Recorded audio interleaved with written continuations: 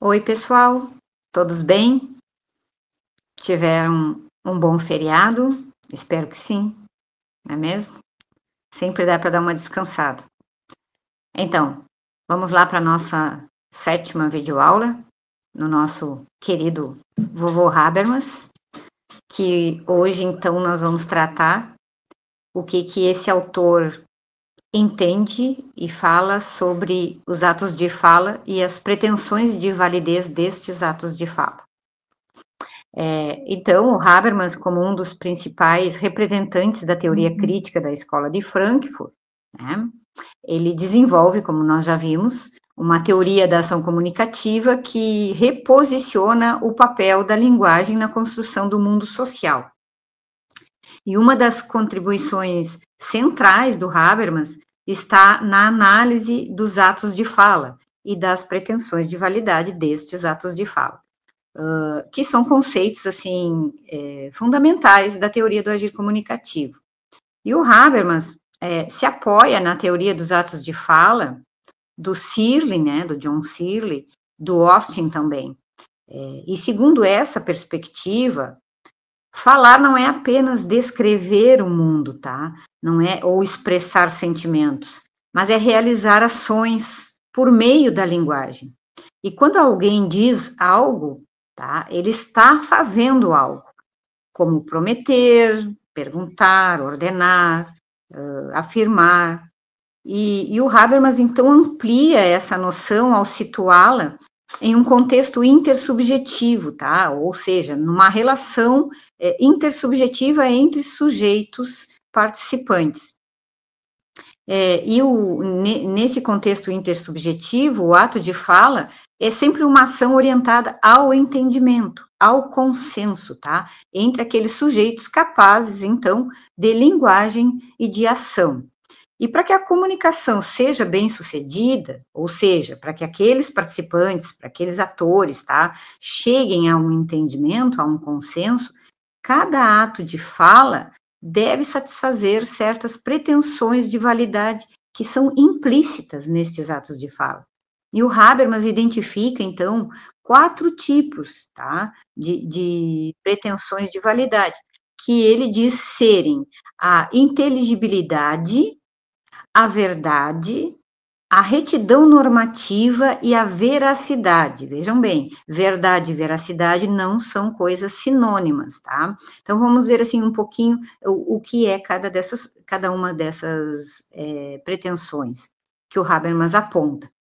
A inteligibilidade, nela, a fala deve ser compreensível em termos linguísticos e gramaticais.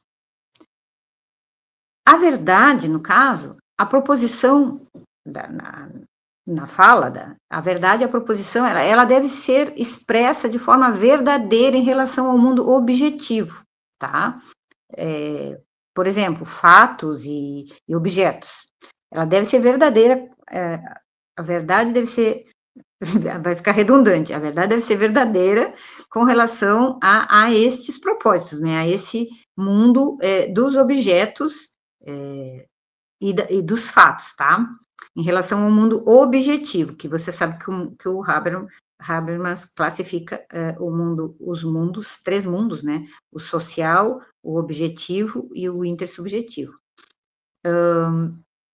Bom, depois ele fala da retidão normativa, que é o conteúdo normativo da fala, ele deve ser legítimo, tá? Ou correto segundo normas sociais compartilhadas.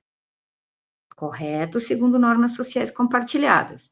E a veracidade é quando o falante é sincero. Há veracidade na minha fala. Quando o falante é sincero, tá? Expressando de fato o que ele pensa ou o que ele sente. Então, estas são as 4 pretensões de validade que o Habermas classifica para que haja essa possibilidade de um entendimento entre os sujeitos, tá?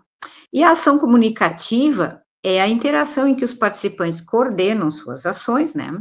Com base no reconhecimento mútuo dessas pretensões de validade. Diferentemente da ação estratégica, tá? Onde o agente busca influenciar o comportamento do outro visando, então, os seus próprios interesses. A ação comunicativa, ela visa o entendimento mútuo entre os participantes, tá? Sujeitos dotados de capacidade linguística, tá? E cognitiva. Bom, aí o Habermas, então, entende que a racionalidade comunicativa é a base de uma sociedade democrática e emancipada. E ao explicitar as pretensões de validade, ele oferece, então, uma ferramenta crítica para avaliar práticas sociais, discursos políticos e instituições. Quando essas pretensões são frustradas, né, que não é o que a gente espera, por manipulação, ou por ideologia, ou até mesmo por dominação, a comunicação é distorcida, né? E o potencial emancipatório dessa linguagem, ele é bloqueado. Bom, o conceito, então, de pretensão de validez, tá, é central na teoria do Habermas, na teoria do agir comunicativo do Habermas. E este conceito de pretensão de validez, ele representa a exigência implícita que acompanha todo o ato de fala dirigido a obter um entendimento entre sujeitos, tá? Cada vez que um sujeito fala, ele não apenas transmite informações, mas ele submete a sua fala ao crivo de avaliação intersubjetiva, ou seja, ao crivo da avaliação dos outros envolvidos, tá? Dos atores envolvidos. Ou seja, ao falar implicitamente, se convida os interlocutores a aceitar ou a contestar o conteúdo proposto daquilo que se está tratando, com base em critérios racionais, tá? E o Habermas, então, distingue aqui de teorias puramente instrumentais da linguagem, como a visão de linguagem como um mero meio de transmissão de informações, e ao sustentar que a linguagem,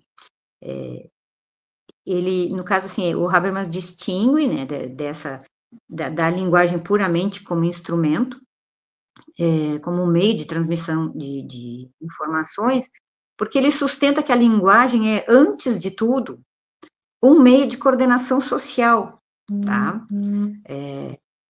Uma coordenação social em busca, né, de um consenso. E esse consenso, por sua vez, depende do conhecimento mútuo de determinadas pretensões de validade. E, novamente, então, eu volto a lembrar que as pretensões de validade é questão de prova, deixa a dica. Em Habermas, as questões de validade podem ser tratadas ou classificadas em 4, como eu já falei: a inteligibilidade, tá? Que é quando a linguagem utilizada, ela deve ser gramaticalmente correta e semanticamente compreensível, tá? Sem essa inteligibilidade, não há sequer condições para a emissão de qualquer outra pretensão, é condição formal mínima para a comunicação.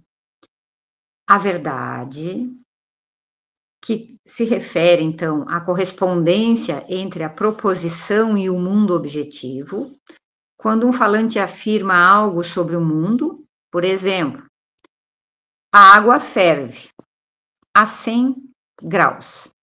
Ele está assumindo que tal proposição é verdadeira e que os outros têm razões para aceitá-la como tal. Bom, mas aqui também tem um diferencial. A água ferve a 100 graus. Depende, né? Se nós formos analisar, né, se nós colocarmos essa água a ferver numa região extremamente quente, ela pode ferver a 70 graus. Então, tem que verificar, assim, o contexto de onde está essa afirmação, que a água ferve a 100 graus.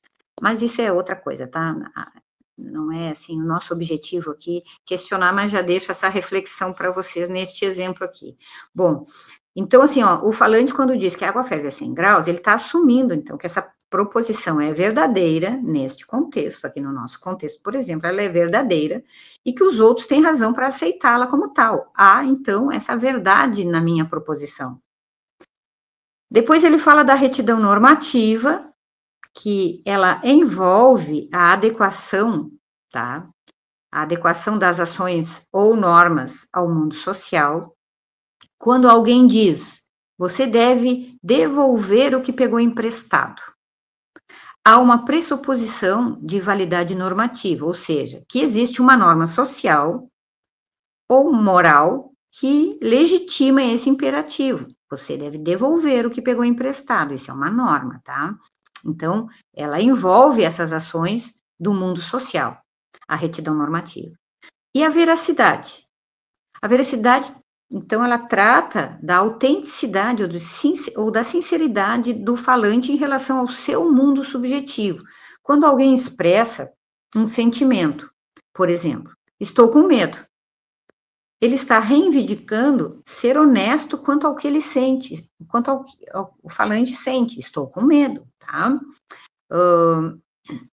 Estas pretensões podem ser postas em questão. E o Habermas, então, defende que a racionalidade, ela está no fato de que nós podemos discutir, justificar ou contestar cada uma delas. Isso nos leva, então, à noção de discurso como o espaço, tá? Onde as pretensões de validade são tematizadas e justificadas.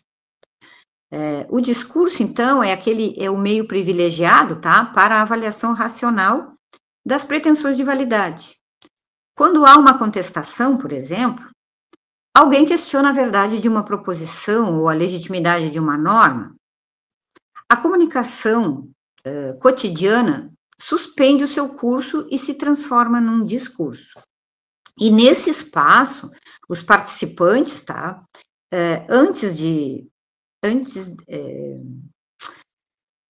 Nesse espaço, assim, os participantes deixam, então, de buscar apenas o entendimento imediato e passam, então, a investigar racionalmente as razões, tá? As razões que sustentam ou que renegam, refutam, tá? Determinada pretensão de validez. E o Habermas chama esse procedimento de ética do discurso. Ética do discurso, em Habermas. Interessante isso. E é com base nele, assim, que formula uma proposta normativa.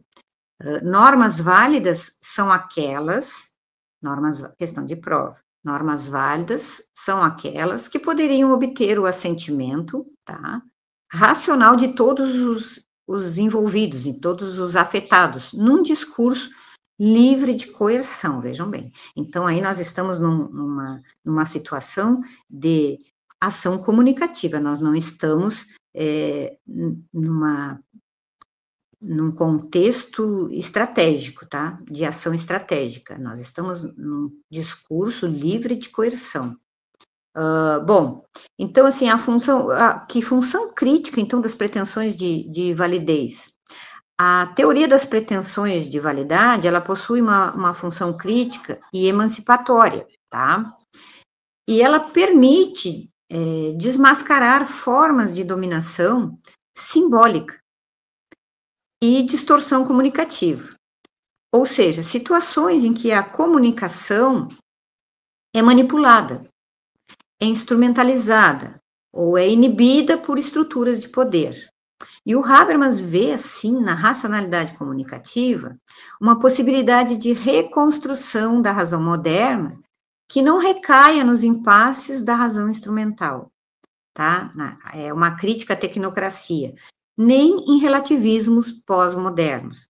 Então, o objetivo da teoria da ação comunicativa do Habermas já nasce com o propósito de contrapor a esta instrumentalização, essa racionalidade instrumental, que instrumentaliza os sujeitos. E como nós já vimos em outros momentos, existem exemplos disso no nosso mundo da vida, aí, no nosso dia a dia, no nosso cotidiano, e não são poucos, tá? E por muito nós nos deixamos instrumentalizar sem sequer perceber que estamos sendo instrumentalizados, que somos instrumentos para se alcançar determinados fins por algumas instituições, por alguns órgãos de poder, enfim. Fica o convite à reflexão, como eu sempre faço, né? Nós precisamos entender estas questões, tá? Então, né, O processo comunicacional representa uma manifestação racional. E isso requer, então, portanto, um fundo de experiência e ainda uma intencionalidade dos conteúdos proposicionais inerentes em qualquer ato de fala. Isso são palavras do Habermas, tá? Mas, em outras palavras, nas nossas palavras, os atos de fala, eles estão relacionados diretamente com a organização dos contextos de ação, que nós já havíamos, eu já havia falado agora há pouco, tá? Então, depende do contexto, mas na perspectiva habermasiana, toda a comunicação aparece imersa no mundo da vida, de modo a identificar e definir as pretensões de validez, como também de justificá-las racionalmente. E a relação entre a racionalidade comunicativa e as pretensões de validez é um caminho essencial, não apenas para entender o processo de fundamentação discursiva, tá? Mas de entender também o que significa democracia deliberativa em Habermas. E esse procedimento é o que se tentará, o que eu vou tentar aclarar aqui com uma passagem onde eu cito Habermas, tá? Do próprio autor, que diz o seguinte, tá?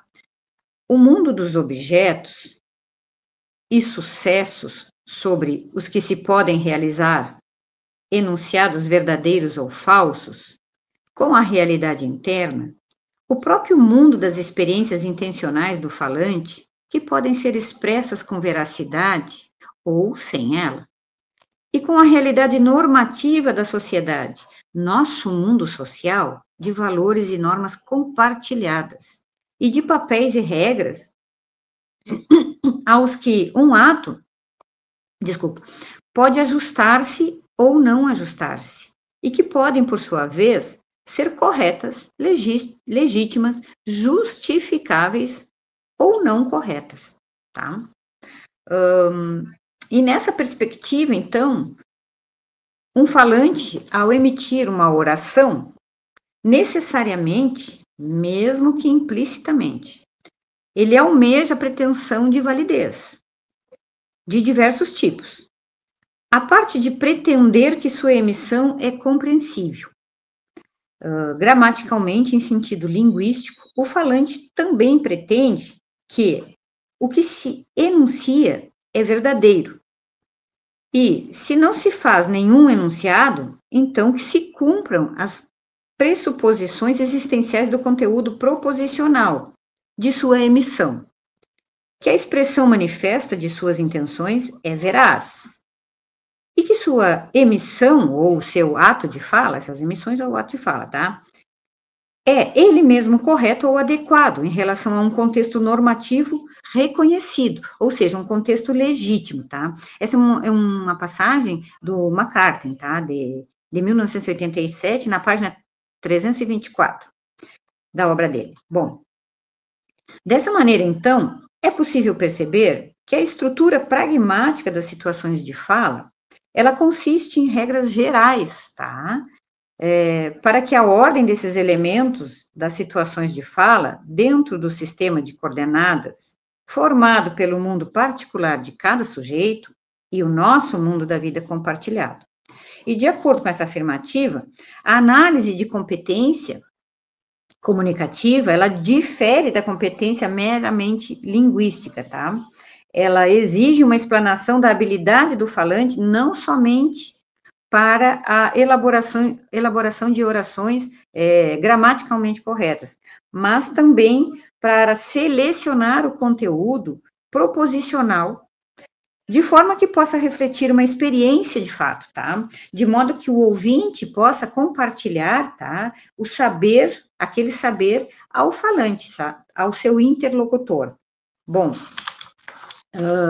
possa também expressar a sua intenção de forma que a expressão linguística pode refletir o que o falante pensa, de modo que o ouvinte possa confiar nesse falante. Então, essas são condições para que funcione, então, de forma satisfatória a ação comunicativa entre sujeitos capazes, entre os atores envolvidos. Mas é necessário que haja, principalmente essas 4 pretensões de validez, mencionadas por Habermas, e que vem, então, a ser o que eu estou colocando aqui para vocês, tá? Bom, então, os, os nossos receptores, os nossos atos de fala precisam estar fundamentados em pretensões de validez, para que a gente possa também passar para os interlocutores, aqueles que estão interagindo conosco, tá? Nessa relação intersubjetiva mediada pela linguagem, passar essa confiança, essa credibilidade do que aquilo que eu estou falando tem veracidade, tá? Então, são proposições verdadeiras e tem veracidade, tá? Bom, então, podemos dizer que serem, então, estas, tá? Exigências fundamentais para o desenvolvimento da teoria da ação comunicativa. Por exemplo, assim, realizar os atos de fala de maneira que cumpram as normas reconhecidas ou respondam a autoimagens aceitas, tá? De modo que esse ouvinte possa estar de acordo com aquilo que o falante pensa em relação a esses valores. Então, nós estamos na teoria da ação comunicativa do Habermas, nós precisamos chegar a um consenso, e o Habermas não busca um consenso parcial, ele busca um consenso de 100% dos envolvidos, tá? E ele diz que, quando isso não é possível, em outros momentos, em outras obras, ele diz que quando não se chega a este entendimento, a este consenso geral dos atores envolvidos, bom, aí nós não temos como não usarmos de ações estratégicas. E o que ele chama, assim, de ações estratégicas? Ele diz, aí vai ter que entrar a teoria do direito, tá? O direito vai fazer com que, vai dar, vou falar assim, a decisão sobre aquilo que se está tratando ou tentando um entendimento. Então, ele joga lá para o direito, que é uma ação estratégica. Não conseguimos, não temos, então, um consenso, não chegamos a esse entendimento, então, passamos, então, a uma ação estratégica, que é quando o direito assume, então, esta mediação, tá bem? Então, por sua própria natureza e constituição, a fala, para o Habermas, né, pressupõe um sujeito que, ao se remeter ao outro, faz uma oferta, dando início, dessa maneira, em uma relação interpessoal. E o falante, ao afirmar algo, ele realiza uma ação, de modo que o ouvinte não só entende o significado, mas pode identificar, sem mais, o ato realizado como sendo uma determinada ação. Então, eu vou colocar no ambiente um material complementar. Às vezes eu busco colocar uns videozinhos assim, eu espero que vocês vejam, né, assistam, porque isso complementa o conhecimento, o entendimento, às vezes facilita mais, e eu sempre vou buscar usar de elementos que possam contribuir com vocês para um entendimento melhor, porque isso é importante, esse conhecimento, como eu falo desde sempre, desde a primeira videoaula, desde o primeiro encontro, que nós precisamos utilizar, aplicar o conhecimento no nosso mundo da vida, na nossa vida. Então, as coisas precisam ser claras, precisam ficar entendidas, mas também vocês, como eu já mencionei em outros momentos, precisam buscar, tá? Quando nós queremos, a gente precisa buscar. Nós não podemos ficar presos somente às videoaulas, a materiais complementares. Nós precisamos ir atrás. Nós precisamos pesquisar, nos informar, ler outros autores. Tem autores críticos de Habermas interessantes. Eles vão contrapor muitas coisas que o Habermas fala, tá? Não estou dizendo que eles vão sustentar, mas existem, tá? Isso é interessante de vocês conhecerem.